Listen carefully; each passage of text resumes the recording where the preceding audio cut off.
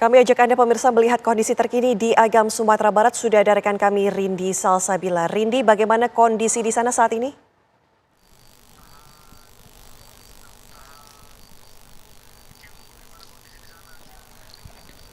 Ya, selamat pagi Ana dan juga pemirsa, berkaitan dengan bagaimana kondisi di Kabupaten Agam, Sumatera Barat pasca longsor yang terjadi pada beberapa pekan lalu atau tepatnya pada akhir November di Sumatera Barat. Saat ini saya berada di pintu angin Simpang Malalak, Kabupaten Agam, Sumatera Barat.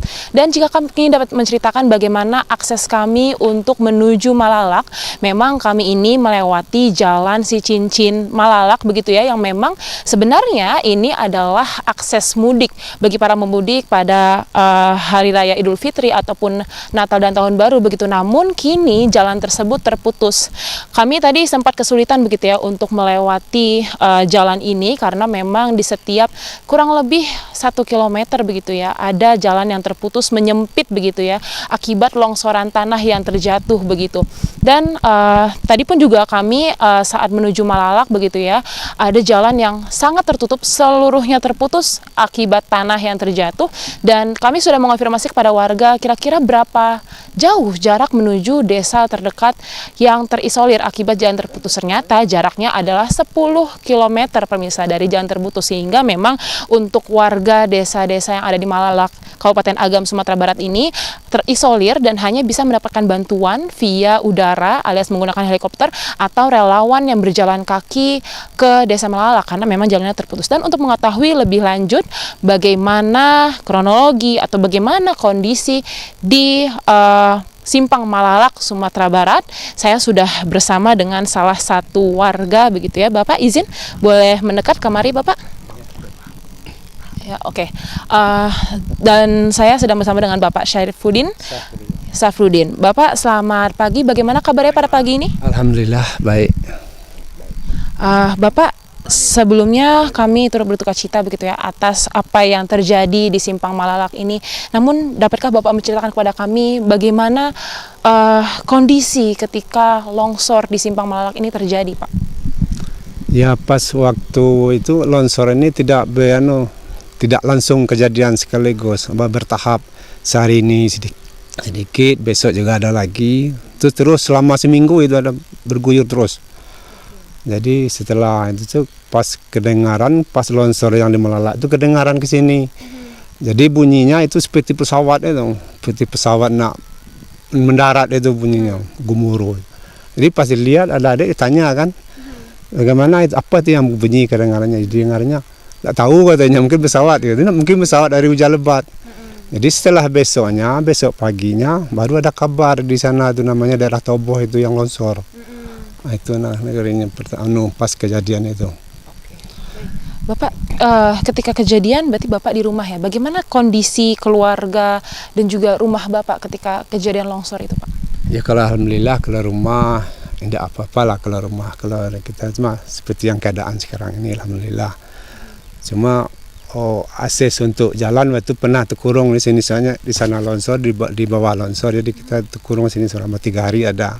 Jadi dari masyarakat ada yang seaktif dari bawah, jadi dia telah menolong buka jalan ke sana. Saya terlewat jalan kaki. Bapak, terkait dengan bantuan begitu yang perlu diterima oleh warga, sejauh penglihatan Bapak atau bagaimana melihat situasi begitu, untuk bantuan itu diberikan bagaimana, Pak? Kalau bantuan itu diberikan, kalau yang pertamanya ada posko untuk bantuan dari masyarakat, dari masyarakat.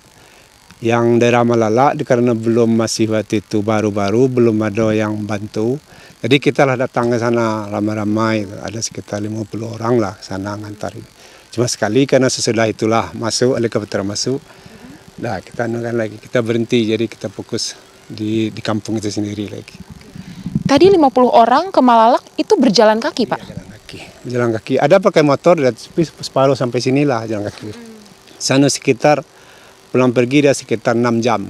6 jam. Ya, pulang pergi. Warga 6 jam menjadi relawan untuk membantu warga Malalak begitu ya, Pak. Lalu kalau dari pemerintah ada sempat yang datang via darat ke sini nggak, Pak? Itulah barulah sekitar seminggu setelah itulah baru dia datang. datang itu sebuah helikopter itu yang antarkan. Itulah baru bantuannya. Bapak, tadi kalau misalnya saya lihat begitu ya, di sepanjang jalan Cicincin Malalak ini ada banyak sekali kebun begitu ya. Itu kebun apa saja dan setelah longsor itu bagaimana dampaknya ke kebun-kebun tersebut, Pak? Apakah ada yang rusak? Ya, kalau kebun, kalau di sini kan banyak kebun stroberi. Di kita ada juga kebun dikit. Cuma karena itu jalannya longsor banyak ada yang tertimbun. Kalau misalnya cabai mati layu, namanya kena hujan terus kan, kena hujan. Itu ada longsor ada juga itu. Lalu Pak, terkait cuaca di sini itu bagaimana Pak dari akhir November sampai per hari ini? Kalau sesi cuaca memang kadang ada yang ya kebanyakan hujan lah pada itu. Hujan lebat, angin ribut, angin kencang itu. Itu yang terjadi itu setiap hari itu, kadang sampai malam hujan. Pak, ini kan daerahnya dekat dengan area yang terisolir begitu ya. Untuk akses listrik, lalu juga air, itu bagaimana Pak? Kalau listrik, kalau waktu mati itu dulu kita kan pernah pakai genset. Ada pakai genset itu kita pernah membuat kincir lah untuk karena belum masuk kita buat kincir. Nah, itu kalau air minum, air dari gunung itu pakai selang sampai ke sini. Gitu. Ya. Kalau listrik yang dari PLN begitu mulai hidup sejak kapan Pak? Baru 3 hari ini lah hidup. 3 hari ini, ya. Lalu terakhir Pak, harapan Bapak begitu ya sebagai warga yang tinggal di Simpang Malalak ini begitu. Harapan untuk pemerintah bagaimana Pak? Ya, kalau harapan untuk pemerintah, yalah cepatlah bantuannya cepat itu, mudah-mudahan lancar semuanya itu harapan masyarakat semua itu kan. Baik. Terima kasih banyak Bapak atas waktu dan kesempatannya, turut berduka cita atas apa yang terjadi. Semoga Bapak dan keluarga sehat selalu dan pemerintah pun segera memberikan bantuan bagi warga Simpang Malalak ini. Selamat beraktivitas kembali Bapak. Ya pemirsa, tadi kita sudah mendengarkan sama-sama begitu ya bagaimana kesaksian dari warga ketika longsor ini menghantam Simpang Malalak, Kabupaten Agam, Sumatera Barat. Dan memang jika kami dapat ceritakan kembali, kami sebenarnya ingin menuju ke Malalak begitu ya untuk melihat secara langsung bagaimana kondisi warga di sana, bagaimana kebutuhan makan mereka, bagaimana kebutuhan air mereka dan listrik mereka, serta sandang pangan dan papan mereka begitu. Namun kami tidak bisa ke sana sayangnya karena 10 km sebelum tiba di Malalak akses kami terputus begitu. Seluruh jalanan tertutup oleh tanah yang longsor dan memang tadi sudah mendengar bersama-sama kita bahwa warga pun menjadi sukarelawan untuk berjalan kaki dengan jarak tempuh kurang lebih 6 jam untuk pulang pergi. Mereka berjalan kaki 50 orang untuk memberikan bantuan kepada warga Simpang Malalak dan bantuan logistik pun juga hanya bisa diberikan melalui udara atau lewat helikopter begitu. Dan memang pemirsa ini pun turut harus menjadi perhatian ya karena jalan Cicincin Malalak ini merupakan jalur mudik yang mana merupakan juga jalan alternatif yang menghubungkan antara Padang dan Bukit Tinggi via Malalak begitu. Tentunya ini harus menjadi perhatian dan tadi kami juga mendapatkan cerita begitu dari warga bahwa sebenarnya sudah ada upaya dari berbagai pihak untuk membuka jalan ini, namun karena alat beratnya tidak memupumi untuk membuka jalan yang terputus sehingga untuk proses evakuasi atau proses pembukaan jalan terhambat. Dan pemirsa dapat kami sampaikan juga begitu ya bahwa tadi warga bercerita kalau listrik baru hidup begitu ya dari PLN kurang lebih 3 hari yang lalu untuk air bersih mereka dapatkan langsung dari sumber air gunung yang ditarik melalui selang begitu ya. Dan kalau kami dapat sampaikan Kabupaten Agam ini memang salah satu wilayah yang terdampak paling parah akibat bencana di Sumatera Barat pada akhir November lalu atau kurang lebih 3 pekan lalu. Berdasarkan data DVI Agam begitu ya, posko DVI Agam per 16 Desember 2025 pukul 20.00 waktu Indonesia Barat, setidaknya ada 140 orang meninggal dunia akibat bencana ini dengan yang teridentifikasi baru 129 orang, yang mana artinya ini sekitar 11 orang masih belum teridentifikasi dan untuk orang atau korban begitu yang dirawat di Rumah Sakit Umum Daerah Agam ini ada 6 laki-laki dan 11 perempuan, yang mana artinya ada 17 warga yang menjadi korban yang masih dirawat di Rumah Sakit Umum Daerah Agam. Dan kami pun akan sama-sama terus memantau begitu bagaimana proses evakuasi masyarakat Malalak, Kabupaten Agam, Sumatera Barat.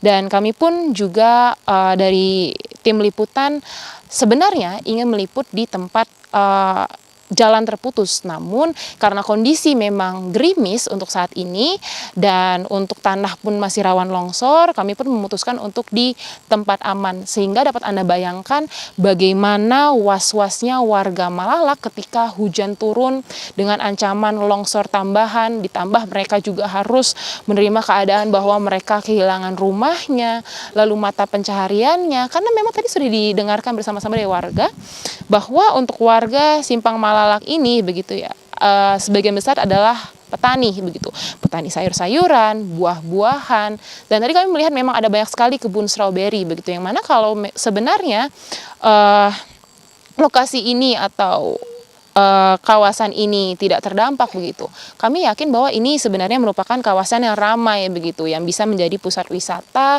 yang bisa terlebih ini juga merupakan akses mudik pemirsa, sehingga memang kami pun sama-sama berharap pemerintah setempat maupun pemerintah daerah maupun pemerintah pusat bisa segera membuka akses jalan menuju Malalak dan juga memperbaiki jalan yang di Jalan Cicincin Malalak. Sementara demikian laporan dari kami, kembali ke studio.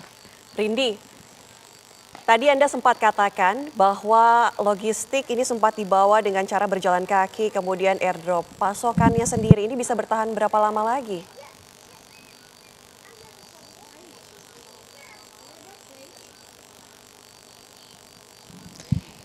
Ya, Ana dan juga pemirsa, berkaitan dengan berapa lama warga bisa bertahan dengan bantuan logistik yang ada.